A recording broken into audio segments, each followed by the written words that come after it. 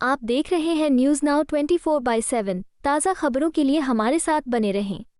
बीते कुछ दिनों में हमने भारतवर्ष में देखा है, भारतवर्ष ने जिस प्रकार से पाकिस्तान में आतंकी अड्डों को ऑपरेशन सिंदूर के माध्यम से समाप्त किया है, वह अपने आप में पूरे विश्व में एक संदेश भेजता है। प्रधानमंत्री जी ने कहा कि हम घुस के मारेंगे और मिट्टी में मिलाएंगे आतंकवादी के ठिकानों को, और आतंकवादियों के ठिकानों को प्रधानमंत्री नरेंद्र मोदी जी के निर्णय ने और हमारे सेना के अदम्य साहस ने मिट्टी में मिलाने का काम किया। पाकिस्तान को बख्शा नहीं है।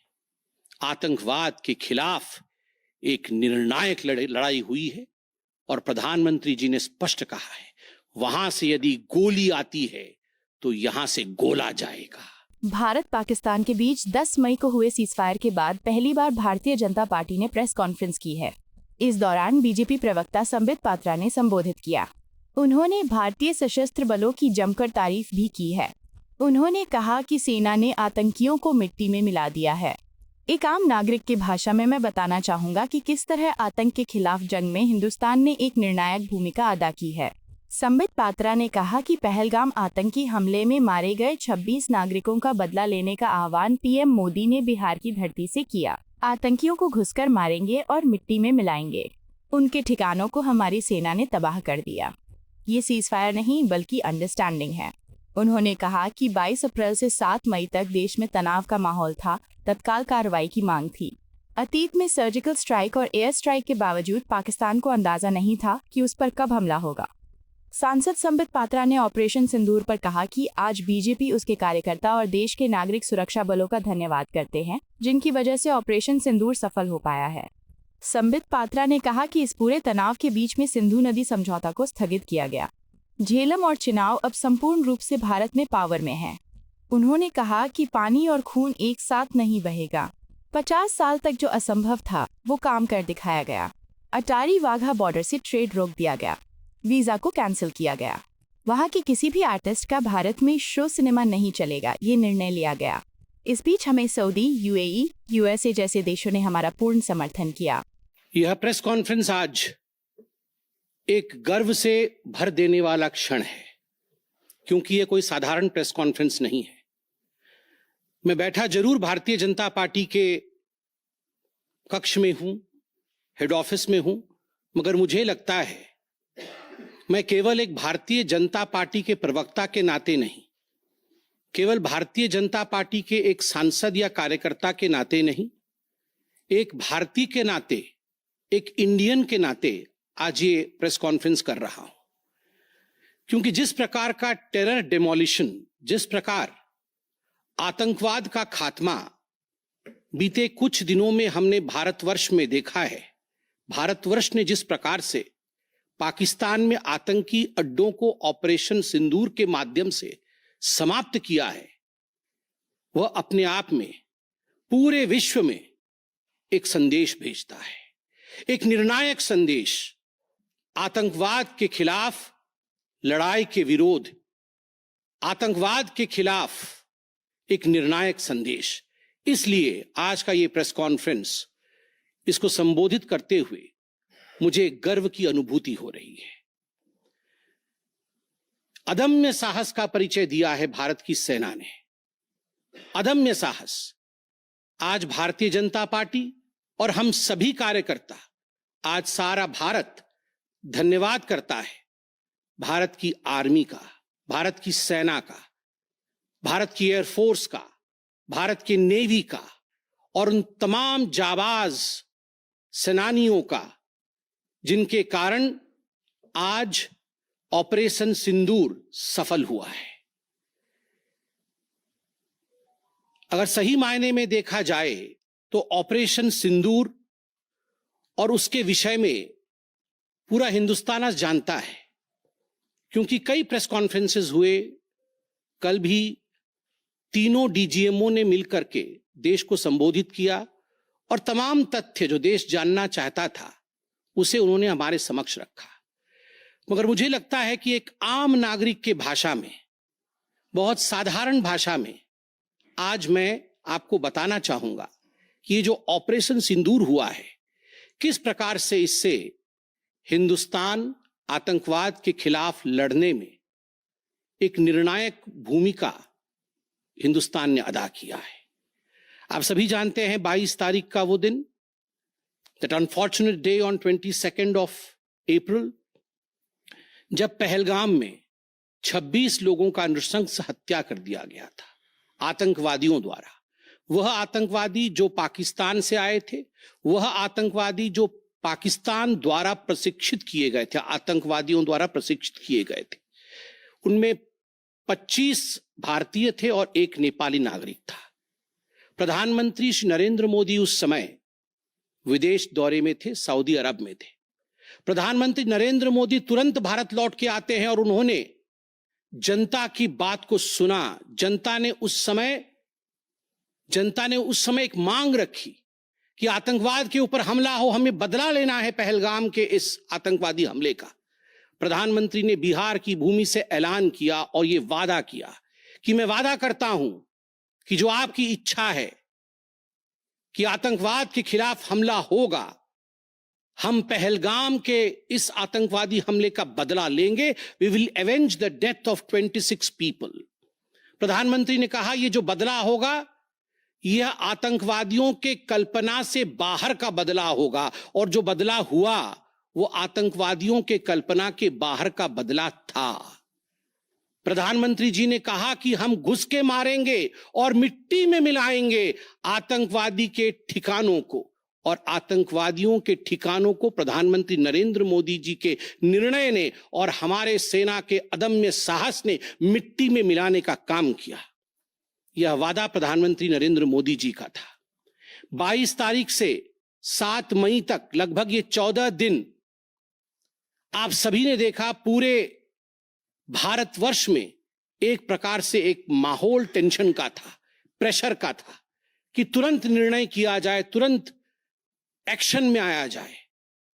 बहुत सूझबूझ के साथ, सोच समझ करके, स्ट्रैटेजी के साथ। पाकिस्तान भी जानता था कि हमला होगा, एयर स्ट्राइक पहले हो चुका था, किस प्रकार सर्जिकल स्ट्राइक पहले हो चुकी थी। पाकिस्तान पूरी तरह जानता था कि इस बार भी छोड़ा नहीं जाएगा, मगर उसके बावजूद पाकिस्तान इतना दिमाग लगाने के पश्चात वह डेट नहीं जान पाया जिस दिन यह हमला होना था। 22 तारीख से 7 तारीख के बीच में कुछ नॉन मिलिट्री एक्शंस जिन्होंने पाकिस्तान को कमजोर किया, वह प्रधानमंत्री नरेंद्र मोदी जी ने और भारत की सरकार ने लिया। ये जो ऑपरेशन सिंदूर है, इसका एक मिलिट्री पोर्शन है तो एक नॉन मिलिट्री पोर्शन भी है। और नॉन मिलिट्री पोर्शन में सबसे बड़ी बात इंडस वाटर ट्रीटी, जो सिंधु नदी समझौता 1960 का था, उसे स्थगित किया गया, अबेयंस में रखा गया। आप सभी जानते हैं लगभग 90% पाकिस्तान जो है इसी पानी पर निर्भर करता है। लगभग 80% उनका जो कृषि है इस पानी पर निर्भर करता है। इस पानी को यदि रोक दिया जाए तो पाकिस्तान की 1/4 जीडीपी गिर जाती है। इस पाकिस्तान को अगर इस पानी से वंचित रखा जाए तो पाकिस्तान के हालात वैसे होंगे कि उनकी जीडीपी लुढ़केगी, कृषि लुढ़केगा। केवल कृषि और जीडीपी नहीं, उनके पावर कट्स होंगे और इस प्रकार का माहौल पाकिस्तान में पैदा होगा कि पाकिस्तान एक फ्रजाइल स्टेट के रूप में, अभी भी फ्रजाइल है, और फ्रजाइल स्टेट के रूप में वो सामने आएगा। झेलम और चनाब अब संपूर्ण रूप से भारत सरकार के अधिकार में है, अधिकार क्षेत्र में है। और जिस प्रकार से यहां हम बांध बनाने की और रिवर को आगे बढ़ाने की बात कर रहे हैं, नए रिजर्वॉयर, इरिगेशन और हाइड्रो पावर से जम्मू कश्मीर, लद्दाख, पंजाब एवं हरियाणा, इन राज्यों को बहुत फायदा मिलने वाला है। ये कहा गया कि पानी और खून एक साथ नहीं बहेगा। मित्रों, जरा सोच के देखिए, 50 वर्षों तक जो संभव नहीं हुआ था, किसी भी युद्ध में यह संभव नहीं हुआ था कि इंडस वाटर ट्रीटी को रोक दिया जाए। जो संभव नहीं हुआ था वह असंभव काम संभव हुआ इस बार। अटारी वाघा बॉर्डर को भी रोक दिया गया। दोनों देशों के बीच में कोई ट्रेड नहीं होगा। और इसका खामियाजा कोई भुगतेगा तो वो पाकिस्तान की इकोनॉमी भुगतेगी। इसके साथ ही जिन लोगों के पास पाकिस्तान का वीजा था और वो हिंदुस्तान में, पाकिस्तान के नागरिक जो हिंदुस्तान के वीजा के साथ भारतवर्ष में रह रहे थे, उन सब को बाहर निकाला गया। पाकिस्तान का कोई भी आर्टिस्ट, कोई भी परफॉर्मेंस वो भारतवर्ष में नहीं हो सकता है। इस प्रकार के कड़े प्रतिबंध पाकिस्तान के ऊपर लगाए गए। माननीय प्रधानमंत्री श्री नरेंद्र मोदी जी ने लगभग 20 देशों के राष्ट्राध्यक्षों से सीधी बातचीत की। How to isolate Pakistan, how to fight against terrorism. और सबसे बड़ी बात है, तमाम देशों ने भारत का समर्थन किया। सऊदी अरब, यूएई, यूएस, आप सोचिए इस्लामिक वर्ल्ड के बड़े देश हैं सऊदी अरब और यूएई, इन्होंने भारतवर्ष का पूर्णतः समर्थन किया। जिस समय पहलगाम का हमला हुआ था, माननीय प्रधानमंत्री सऊदी अरब में थे। सऊदी अरब के अपने दौरे को जब वो छोड़ के आए, तब उनको वहां एश्योरेंस दिया गया कि आप जाइए, हम आपके साथ खड़े हैं, वी सपोर्ट यू, हम टेरर के खिलाफ आपके साथ कंधे से कंधा मिला के लड़ेंगे। Pakistan was isolated. ये जो नॉन मिलिट्री एक्शन लिया गया, आज मैं कहना चाहता हूं कि 50 वर्षों से भी अधिक समय तक जो टूल्स कभी इस्तेमाल नहीं किए गए थे, जिस क्षेत्र में भारतवर्ष कभी नहीं गया था, वह टूल्स इस्तेमाल किए गए। और अपने आप में भारत के लिए यह बहुत बड़ी बात है। बहुत बड़ी बात है कि इंडस वाटर ट्रीटी को रोका गया, 20 से अधिक देशों का समर्थन, आतंकवाद के खिलाफ एक निर्णायक हमले की तैयारी। और 6 और 7 मई 2025 उस रात निर्णायक हमला होता है आतंकवाद के ऊपर। सभी जानते हैं कि 9 आतंकवादी ठिकाने जो पीओजेके में थे और पाकिस्तान में थे, उन्हें ध्वस्त किया गया। यह ऑपरेशन सिंदूर एक बहुत बड़ा दायरा तय करता है। इसने पूरे विश्व को दिखाया कि भारतवर्ष क्या कर सकता है। ऑपरेशन सिंदूर ने दिखाया कि केवल एलओसी नहीं, इंटरनेशनल बॉर्डर के पार जाके भी भारत पाकिस्तान के अंदर किसी भी टारगेट को प्रिसाइसली उस पर हमला कर सकता है और आतंकवाद के खौफ को समाप्त कर सकता है। इस पूरे ऑपरेशन का लक्ष्य क्या था, इसे समझने की आवश्यकता है। लक्ष्य क्या था? क्या हमने लक्ष्य की पूर्ति की? What was the aim of operation Sindoor? Did we achieve what we aimed for? क्या लक्ष्य था? नंबर 1 लक्ष्य था आतंकवादी ठिकाने जो दूर दराज इलाके में है पाकिस्तान में, जहां आज तक कोई नहीं पहुंच पाया, जहां आज तक पाकिस्तान के आतंकवादियों को लगता था कि वो सुरक्षित हैं, वहां तक पहुंचना यह लक्ष्य था। दूसरा लक्ष्य था आतंकवादियों को ढेर करना, मार देना। तीसरा लक्ष्य था इन टारगेटों को जमींदोज करना, उन्हें मिट्टी से मिला देना। चौथा लक्ष्य था इस पूरे काम को करते हुए कोई भी सिविलियन, उसके ऊपर किसी प्रकार से कोई इंजुरी नहीं होना। और अंतिम लक्ष्य था किसी प्रकार के मिलिट्री, जो पाकिस्तान का मिलिट्री या सैन्य बेस हो, उसके ऊपर हमला नहीं करना। अर्थात यह लड़ाई आतंकवाद के खिलाफ थी। यह लक्ष्य था ऑपरेशन सिंदूर का। This was a fight against terrorism and terrorists. क्या हम लक्ष्य को पा पाए? आप देखिए, जब यह हमला हुआ तो 9 ठिकाने ध्वस्त हुए, उनमें 5 पीओजेके में थे, पाक ऑक्यूपाइड जम्मू कश्मीर में, और 4 पाकिस्तान में थे। सबसे बड़ी बात है, पहली बार पंजाब प्रोविंस, जो कि पाकिस्तान का एक बहुत स्ट्रेटेजिक लोकेशन है, पंजाब प्रोविंस उनका हृदय है पाकिस्तान का, उसके अंदर भारतवर्ष घुस करके आतंकवादियों का सफाया करता है। यह अपने आप में छोटी बात नहीं है। This is a big achievement as far as Operation Sindoor is concerned. लश्कर तैयबा, जैश-ए मोहम्मद, हिजबुल मुजाहिदीन, इनके ठिकाने ध्वस्त होते हैं। और मैं यहां वो नाम पढ़ना चाहूंगा। ये जो 9 नाम है, 9 आतंकवादी ठिकाने, मैं आज देश से अपील करना चाहूंगा, तमाम भारतीयों से अपील करना चाहूंगा कि ये नाम हमें स्मरण करना है। आने वाले 100 वर्षों तक हमें इन नामों को याद दिलाते रहना है, दोहराना है। जब भी आतंकवाद सर उठाए तो हमें ये चित्र दिखाने हैं कि तुम्हारा क्या हश्र किया था ऑपरेशन सिंदूर ने, भारत की सेना ने, भारत की राजनीतिक इच्छा शक्ति ने और भारतीयों ने। इसलिए मैं नाम पढ़ना चाहूंगा। सवाई नाला कैंप मुजफ्फराबाद जो पीओजेके में है, 30 किलोमीटर दूर है एलओसी से, उसे ठिकाना लगाया गया लश्कर तोयबा का ट्रेनिंग सेंटर था।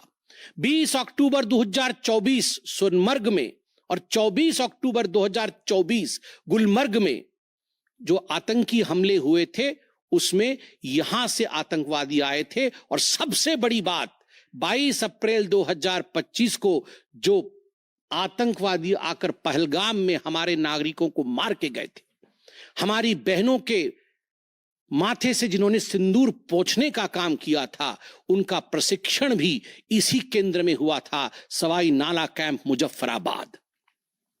सैयदाना बिलाल कैंप मुजफ्फराबाद, ये जैसे मोहम्मद का ट्रेनिंग सेंटर था, ये दूसरा कैंप जो ध्वस्त हुआ। गुलपुर कैंप कोटली, ये एलओसी से 30 किलोमीटर दूर था, लश्कर तैयबा का बेस था। और 20 अप्रैल 2023 को पुंछ में, 9 जून 2024 को जो तीर्थ यात्री को बस में हमला करके मारने का काम किया था आतंकवादी, यहां गुलपुर कैंप से आए थे जो कोटली में है, उसे ध्वस्त किया गया। बरनाला कैंप बिरगढ़, बरनाला कैंप जो 9 किलोमीटर दूर है एलओसी से, उसे समाप्त किया गया। अब्बास कैंप कोटली जो 13 किलोमीटर दूर है एलओसी से, लश्कर तैयबा का फिदाइन सेंटर है और 15 आतंकवादियों को एक साथ ट्रेन कर सकता है, उसे ध्वस्त करके गिराया गया। सरजाल कैंप सियालकोट अंतर्राष्ट्रीय सीमा से 6 किलोमीटर दूरी पर है, इंटरनेशनल बॉर्डर से। सांबा कठुआ के सामने है। और मार्च 2025 में जम्मू और कश्मीर पुलिस के 4 जवान शहीद हुए थे, उनको मारने का काम इन्हीं आतंकवादियों ने किया था जो सरजाल कैंप से आए थे सियालकोट के, उस कैंप को ध्वस्त कर दिया गया। महमूना जाया कैंप सियालकोट जो कि 12 से 18 किलोमीटर इंटरनेशनल बॉर्डर से दूर है, मैं एलओसी की बात नहीं कर रहा हूं, इंटरनेशनल बॉर्डर से, और हिजबुल मुजाहिदीन का अड्डा है, बहुत बड़ा कैंप है। कठुआ और जम्मू क्षेत्र में जो भी आतंकवादी गतिविधि होती है, सियालकोट के इस मजनूमा जाया कैंप से आतंकवादी भेजे जाते हैं। भारतवर्ष ने उसे ध्वस्त किया। मरकज तैयबा मुरीद के जो कि अंतर्राष्ट्रीय सीमा से 18 से 25 किलोमीटर दूर है, 2008 के मुंबई का जो हमला हुआ था 26/11 के नाम से जिसे हम जानते हैं, उसमें जो आतंकवादी आए थे अजमल कसाब और डेविड हेडली, उनकी ट्रेनिंग मरकज तैयबा मुरीद के में हुआ था। और आज मैं फक्र के साथ कह सकता हूं, गर्व के साथ कह सकता हूं कि भारत की सेना ने, भारत की राजनीतिक इच्छा शक्ति ने और भारतीयों ने मरकज तैयबा मुरीद के को ध्वस्त किया है, समाप्त किया है। मरकज सुभान अल्लाह बहावलपुर इंटरनेशनल बॉर्डर से 100 किलोमीटर की दूरी पे है। विश्व में किसी ने ऐसा नहीं सोचा होगा, पाकिस्तान ने तो सपने में भी नहीं सोचा होगा कि भारत की सेना के पास, भारत की एयरफोर्स के पास और भारत के राजनेताओं के पास ऐसी इच्छा शक्ति होगी कि इंटरनेशनल बॉर्डर से 100 किलोमीटर दूर घुस के वो हमारे आतंकी अड्डे को ध्वस्त कर सकते हैं। मरकज सुभान अल्लाह जो कि जैशे मोहम्मद का मुख्यालय था, उस मुख्यालय को भारत की वायुसेना ने ध्वस्त किया। यह कोई छोटा विषय नहीं है। यह बहावलपुर एक ऐसा स्थान है जहां यूनाइटेड स्टेट्स, यूएस भी अपने ड्रोन नहीं भेज पाया था। उस जगह पे भारत घुस के मारता है। आज का भारत, आज का नया भारत यही है। ये नाम, जो 9 नाम मैंने पढ़े, हमें याद रखने चाहिए, मगर उन नामों के साथ मैं कुछ और भी बताना चाहता हूं। जो आतंकवादी मारे गए, एक लक्ष्य था आतंक के ठिकानों को आतंक के अड्डों को सफाई करना, ध्वस्त कर देना। दूसरा लक्ष्य था ऑपरेशन सिंदूर का आतंकवादियों को चुन चुन कर मारना, उन्हें मिट्टी में मिलाना। 100 से अधिक आतंकवादी मारे गए, 100 से अधिक। मैं कुछ आतंकवादियों के नाम पढ़ता हूं जिनको कि हम डिस्कस करते थे डिबेट्स में, टीवी पे, यूएन में, जिनको कि यूएस ने भी कंडेम कर रखा था। मैं नाम पढ़ रहा हूं। मुदस्सर कादियान खास उर्फ मुदस्सर उर्फ अबू जुंदाल। अबू जुंदाल नाम से हम जानते थे इस आतंकवादी को, और जो लश्कर तैयबा का आतंकवादी था वो मरकजे तैयबा का जो मुरीदके में है उसका इंचार्ज था। जब वो मरा तो उसके गार्ड ऑफ ऑनर, उसका जो जनाजा निकला, उसमें पाकिस्तान के आर्मी के अधिकारी थे, पाकिस्तान आर्मी के चीफ थे, पंजाब सीएम मरियम नवाज भी उसमें रही। आप सोचिए ये एक सरकारी जमीन पर हुई और तमाम बड़े लोग, सरकारी लोग पाकिस्तान के उसमें शामिल हुए, जिससे कि यह सिद्ध होता है कि terror and the sponsors of terror are hand in glove together. आतंकवादी और जो आतंकवादियों को बढ़ावा देने वाले वो एक साथ काम करते हैं। दूसरा हाफिज मोहम्मद जमील, ये जैशे मोहम्मद का आतंकवादी है। ये ब्रदर इन लॉ साला था मौलाना मसूर अजहर का, और इंचार्ज था मरकज सुभान अल्लाह बहावलपुर का, वह भी मारा गया। तीसरा आतंकवादी मोहम्मद यूसुफ अजहर उर्फ उस्ताद जी उर्फ मोहम्मद सलीम उर्फ घोशी साहब, जैसे मोहम्मद का नामी आतंकवादी, और यह भी मौलाना मसूद अजहर से जुड़ा हुआ था, और यह वेपन ट्रेनिंग देता था जैशे मोहम्मद का। और सबसे बड़ी बात, IC 184 के हाईजैकिंग में इसका हाथ था। IC 814 के हाईजैकिंग में इसका हाथ था, वह भी मारा जाता है। चौथा आतंकवादी खालिद उर्फ अबू अक्स का। खालिद ये लश्कर तैयबा का आतंकवादी था, फैसलाबाद में मारा गया और वहां उसका फ्यूनरल होता है। अब मैं ये तस्वीर दिखाना चाहूंगा, आप ये तस्वीर देखिए। ये तस्वीर कोई साधारण तस्वीर नहीं है, यह तस्वीर है उन आतंकवादियों का जिनका जनाजा निकला। और इस तस्वीर में मैं दिखाना चाहूंगा कि ये जो खड़ा है सामने व्यक्ति, इस व्यक्ति का नाम है, ये LET का कमांडर है, लश्कर तैयबा का कमांडर है, अब्दुल रऊफ, जो खुद एक स्पेशली डेजिग्नेटेड ग्लोबल टेररिस्ट, जिसको यूएस के ट्रेजरी बेंच ने डेजिग्नेट कर रखा है, अमेरिका के ट्रेजरी बेंच ने इसे आतंकवादी घोषित कर रखा है। वह सामने खड़ा है जनाजे में, और उसके पीछे जो खड़े हैं, मैं एक एक करके नाम पढ़ता हूं। लेफ्टिनेंट जनरल फैयाज हुसैन शाह, जो कि लेफ्टिनेंट जनरल है पाकिस्तान आर्मी के। मेजर जनरल राव इमरान सरताज, जो कि मेजर जनरल है पाकिस्तान आर्मी के। ब्रिगेडियर मोहम्मद फुरकान शब्बीर, पाकिस्तान आर्मी के। डॉक्टर उस्मान अनवर, IGP पंजाब, और Malik Sohaib Ahmed Bharth, member of provincial assembly of Punjab. ये बड़े बड़े लोग, तथाकथित सरकार के बड़े बड़े लोग पाकिस्तान के आतंकवादियों के जनाजा में शामिल होने आए हैं, और जनाजे को लीड कर रहा है एक आतंकवादी, डेजिग्नेटेड आतंकवादी। और आप देखिए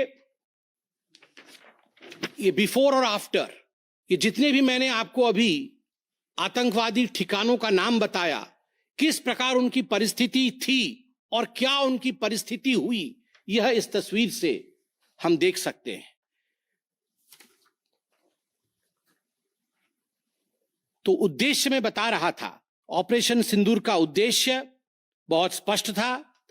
उसका उद्देश्य था आतंकवाद के ठिकाने को ध्वस्त करना, आतंकवादियों को मारना और आतंकवाद के खिलाफ एक संदेश भेजना, और उसमें हम सफल हुए। पहली बार एक बात पूरे विश्व ने देखा कि पाकिस्तान का हर इंच भारत के पहुंच के अंदर है। कोई कोना पाकिस्तान का ऐसा नहीं है जो भारत के पहुंच से बाहर हो। और आप सोच के देखिए, पाकिस्तान का एयर डिफेंस सिस्टम फेल हो जाता है, पाकिस्तान का एयर डिफेंस सिस्टम फेल हो जाता है। जिस समय 6 और 7 के रात के बीच ये पूरी कार्यवाही हो रही थी, रफाल विमान द्वारा स्काल्प और हैमर मिसाइल्स के माध्यम से 23 मिनट के अंदर, 23 मिनट्स के अंदर एक विंडो था, जिस विंडो के अंदर ये 9 के 9 आतंकवादी ठिकाने उन्हें ध्वस्त कर दिए गए। 23 मिनट में पूरा विश्व ने देखा कि भारत क्या कर सकता है। मुझे लगता है पूरे विश्व में इस प्रकार से 23 मिनट के अंदर इतने प्रेसिशन के साथ आतंकवादी ठिकानों पर हमला किसी देश ने पहले किया होगा।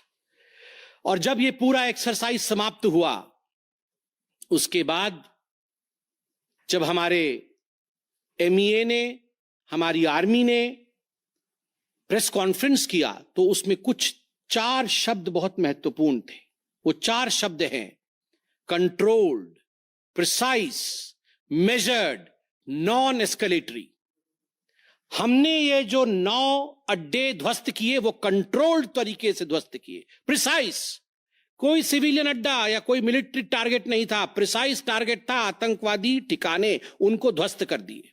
मेजर्ड, जितना ध्वस्त करना था उतना ध्वस्त किया, उसके अगल बगल के किसी स्ट्रक्चर को ध्वस्त नहीं किया। जहां आतंकवादी थे उनके ठिकाने में घुस के उनको मार के निकले। और नॉन एस्केलेटरी मतलब युद्ध को बढ़ाने वाला नहीं, नॉन एस्केलेटरी, क्योंकि the primary escalation was Pahalgam.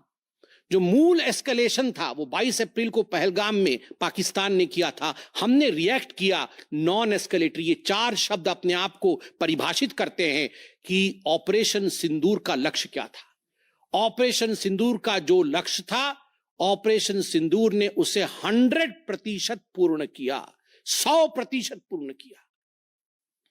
इसलिए आज हिंदुस्तान, भारतवर्ष गर्व के साथ कह सकता है कि ऑपरेशन सिंदूर एक ऐसा ऑपरेशन था जो 100% सक्सेसफुल था। और जितने हमारे जाबाज पायलट्स गए थे राफेल के साथ, उतने लौट के आए और आतंकवादी ठिकानों को ध्वस्त करके आए, और किसी सिविलियन को नहीं मारा, किसी मिलिट्री बेस को नहीं मारा। मगर दुखद है, जैसा कि पाकिस्तान से एक्सपेक्टेड है, पाकिस्तान उसके पश्चात रिटेलिएशन करता है, पाकिस्तान अपने ड्रोन्स इत्यादि भेजता है, मगर भारत की सिस्टम ने पाकिस्तान के इन ड्रोन्स को, इन मिसाइल्स को हवा में ही समाप्त कर दिया। और सबसे बड़ी बात है, एयर डिफेंस सिस्टम लाहौर का 7 और 9 तारीख के बीच लाहौर के एयर डिफेंस सिस्टम को समाप्त करने का काम हिंदुस्तान ने किया। और 9 और 10 तारीख के बीच, 9 मई और 10 मई के बीच 11 एयर बेसेस को, पाकिस्तान के 11 एयर बेसेस को ध्वस्त करने का काम भारतवर्ष ने रिटेलिएशन में किया। जब पाकिस्तान ने भारतवर्ष के ऊपर एस्केलेशन किया तो भारतवर्ष ने 11 एयर बेसेस को समाप्त किया। इन एयर बेसेस के नाम भी हमें याद रखने चाहिए। तमाम भारतीयों को वो 9 नाम आतंकवादी ठिकाने याद रखने चाहिए, स्मरण होना चाहिए।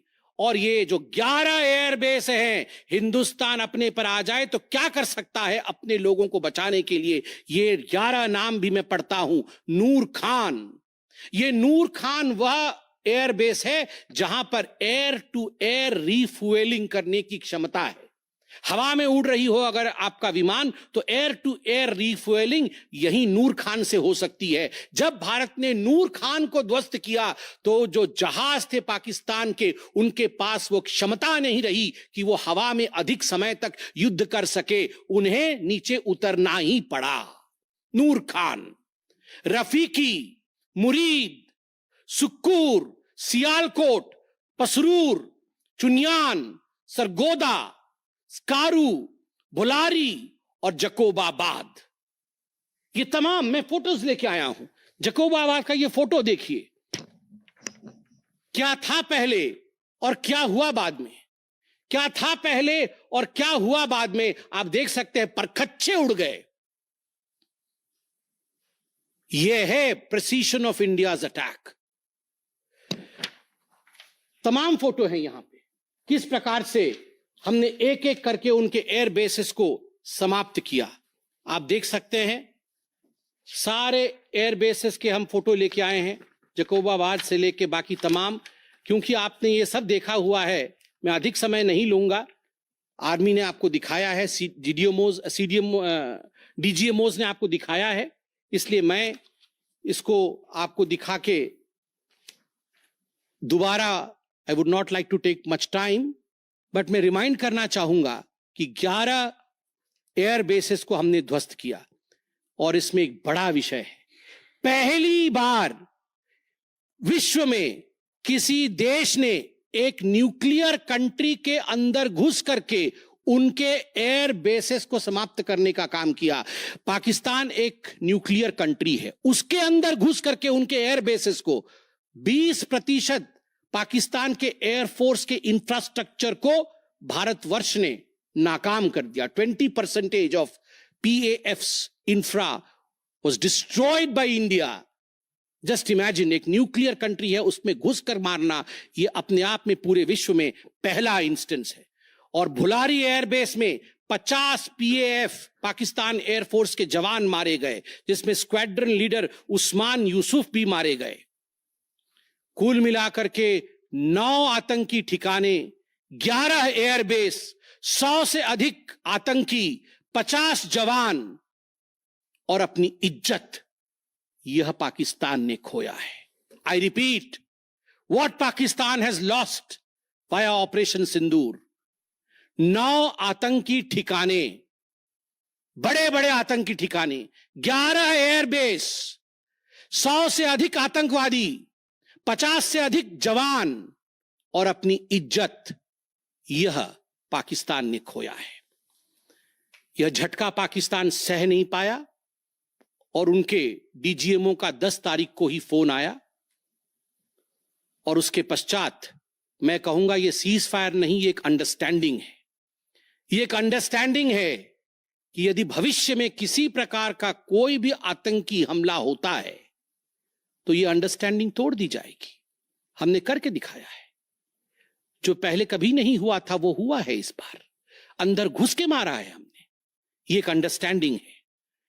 और सबसे बड़ी बात है, पाकिस्तान में उनके मौलाना, उनके मौलवियों ने पाकिस्तान का साथ नहीं दिया, मगर हिंदुस्तान की एकता देखिए, हिंदुस्तान का भाईचारा देखिए। पूरा देश एक होकर खड़ा हुआ, पूरा देश सेना के पीछे, सेना के अदम्य साहस के पीछे, हमारी राजनीतिक इच्छा शक्ति के पीछे पूरा भारत एक होकर खड़ा हुआ। और आज मैं कहना चाहता हूं कि आज पाकिस्तान पूरे विश्व में अलग थलग पड़ा है। पहले भी ऐसे वक्त थे, अनेकों प्रयास भारतवर्ष करता था। पहले हम सबूत देते थे, प्रयास करते थे डोजियर के माध्यम से पाकिस्तान को प्रूफ दे आतंकवाद का। वो डोजियर लेती थी मगर उस पर काम नहीं करती थी। मगर आज नए भारतवर्ष ने पाकिस्तान को बख्शा नहीं है। आतंकवाद के खिलाफ एक निर्णायक लड़ाई हुई है और प्रधानमंत्री जी ने स्पष्ट कहा है, वहां से यदि गोली आती है तो यहां से गोला जाएगा। आपको यह वीडियो पसंद आया हो तो इसे लाइक करें, हमारे चैनल को सब्सक्राइब करें।